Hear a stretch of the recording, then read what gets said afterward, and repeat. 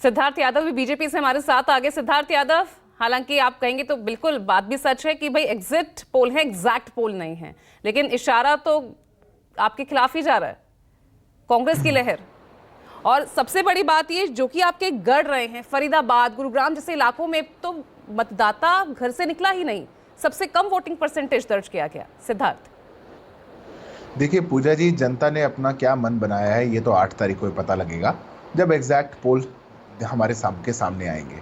देखिए जनता के सामने हर वर्ग हरियाणा का कहीं ना कहीं पिछले 10 सालों में जो हमारी सुशासन की सरकार चली, उसके जीवन को छूने वाला, उसके जीवन को परिवर्तित करने वाला, उसको सहूलियत देने वाली ऐसी हमारी सरकार रही थी।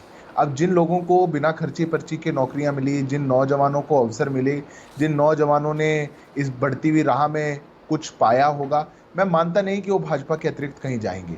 10 साल का हमारा शासन था, कुछ प्रश्न हमसे थे, हमने उन प्रश्नों का बखूबी उत्तर दिया, और जो प्रश्न कांग्रेस पार्टी से थे, कांग्रेस पार्टी कितनी विफलता के साथ उन प्रश्नों का उत्तर दे पाई, मैं मानता हूं कि हरियाणा की जनता ये बात समझती है। इसीलिए हम बड़े कॉन्फिडेंट हैं। कुछ जगह पे पोलिंग अच्छी हुई है, काफ़ी अच्छी हुई है, कुछ जगह पे पोलिंग थोड़ी कम हुई है। ये तो एक राजनीतिक दल होने के नाते हमारा प्रयास रहता ही है कि ज़्यादा से ज़्यादा लोग जाकर के अपने मत का प्रयोग करें, क्योंकि लोकतंत्र के इस त्यौहार में सबकी भागीदारी होनी चाहिए। पर उससे इतर हम मानते हैं कि जब 8 तारीख को नतीजे आएंगे तो ये एग्जैक्ट पोल्स की हवा बदलेगी, जैसे छत्तीसगढ़ में, मध्य प्रदेश में, अन्य चुनावों में भी पहले बदल आए। और हरियाणा की जनता ने जो अपना मत प्रयोग किया है इस बहुत अच्छे सफल चुनाव में, भारतीय जनता पार्टी के पक्ष का वो मत आएगा और हम अपनी प्रचंड बहुमत की, पूर्ण बहुमत की सरकार को बनाएंगे। एक संकेत तो सिद्धार्थ मिल ही रहा था ना, जो ये जाट दलित जो पिछले 10 सालों में एकमुश्त आपके साथ दिखा, एकजुट आपके साथ दिखा, 24 के चुनाव ने कहीं ना कहीं जो लोकसभा चुनाव हुए उसके संकेत दिए थे। जाट वोट जो 52% आपके साथ था, वो इन लोकसभा चुनाव में 29% रह गया। दलित वोट बैंक जो 51% आपके साथ था, वो 24% रह गया। एक संकेत तो वहां से मिल ही रहा था।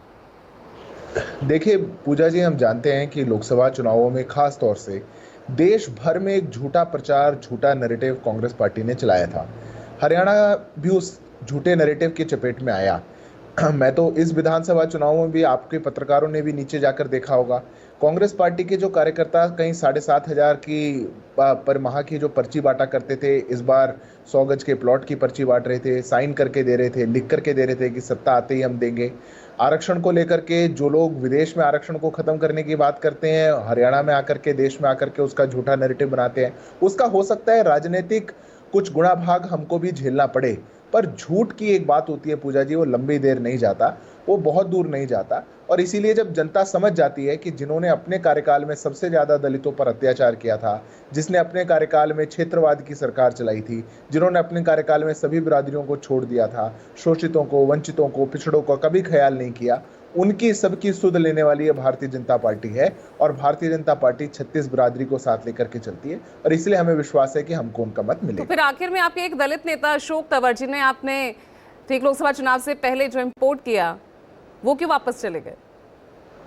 हमारी शैलजा को भी लाने की आपने खूब कोशिश की। सिद्धार्थ, पूजा जी, नहीं ऐसा कुछ नहीं है पूजा जी। वो क्यों चले गए तो कांग्रेस पार्टी और अशोक तंवर जी खुद बता पाएंगे।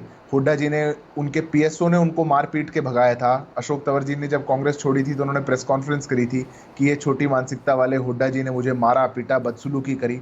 उसके बाद वो टीएमसी में गए, आम आदमी पार्टी में गए, कुछ समय हमारी पार्टी में भी रहे। पर आश्चर्य की बात तो ये है कि जिस दिन से वो पार्टी कांग्रेस की छोड़ के गए थे, तब से कांग्रेसी कहते थे ये सबसे बड़ा भ्रष्टाचारी है, सबसे खराब नेता है, अशोक तंवर से खराब कोई नहीं है। अभी वापिस आ गए हैं, क्या कहेंगे? हंसी तो उस बात पे आती है। ऐसे में वरुण पुरोहित